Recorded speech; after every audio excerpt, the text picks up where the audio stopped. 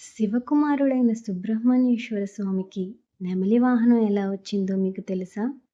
ఒక రాక్షసుడే నెమలిగా ఎలా మారాడో ఈ కథ వింటే మీరు ఆశ్చర్యపోతారు. నమస్కారం. పీస్‌ఫుల్ స్టోరీస్ తెలుగు ఛానల్‌కి స్వాగతం.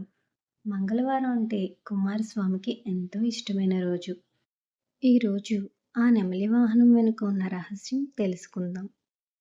పూర్వం తారకాసురుడు అనే బలమైన రాక్షసుడు దేవతలను చాలా హింసించేవాడు. అతడిని అంతం చేయడానికి శివపార్వతుల కుమారుడైన కుమారస్వామి జన్మించాడు. యుద్ధ సమయంలో తారకాసురుడు తమ్ముడు శూరపద్ముడు తన మాయాశక్తులతో స్వామిని ఎదిరించాడు. స్వామి తన శక్తి ఆయుధాన్ని ప్రయోగించగానే భయపడిన శూరపద్ముడు ఒక పెద్ద మామిడి చెట్టుగా మారిపోయాడు. కుమారస్వామి ఆ చెట్టును తన శక్తితో 2 ముక్కలుగా చీల్చాడు. అప్పుడు ఆశ్చర్యంగా ఆ 2 ముక్కలు నెమలి మరియు కోడిలాగా మారాయి. తన తప్పు తెలుసుకున్న శూరపద్ముడు స్వామిని క్షమించమని వేడుకున్నాడు.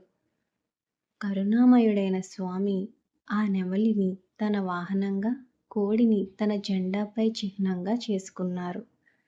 ఈ కథ మనకు చెప్పేదేమిటంటే, భగవంతుడు శిక్షించేది మనల్ని కాదు, మనలోని అహంకారాన్ని. ఈ కథ మీకు నచ్చితే కామెంట్లో ఓం శరవణ భవ అని రాయండి. ఇలాంటి కథల కోసం పీస్‌ఫుల్ స్టోరీస్ తెలుగు ఛానల్ని సబ్స్క్రైబ్ చేయండి. ధన్యవాదాలు.